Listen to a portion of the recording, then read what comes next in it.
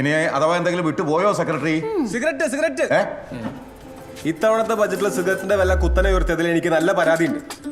ഈ ബജറ്റിലൊന്നല്ല, പൊതുവെ എല്ലാ ബജറ്റിലും അത് തന്നെയാണ് അവസ്ഥ.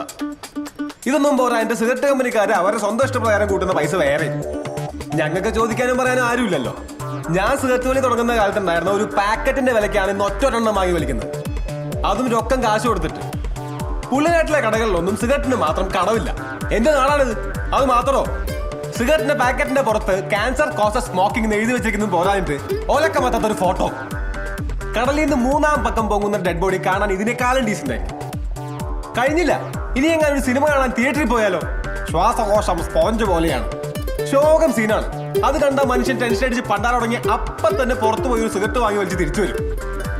അല്ല, ഞങ്ങൾ ഈ സിഗരറ്റ് വലിക്കുന്നവരൊന്നും ഇന്ത്യൻ പൗരന്മാരല്ലേ? അത് ഞങ്ങൾ തവിട് കൊടുത്ത് മേടിച്ചാണോ? തീവണ്ടി വിജിത്തെ നീ കുറിച്ചിട്ടോ? നിന്റെ പൊളിറ്റിക്കൽ കരിയറിന്റെ അന്ത്യം ദേ ഈ ചെക്കനെ കൊണ്ടായിരിക്കും. മധുവേട്ടോ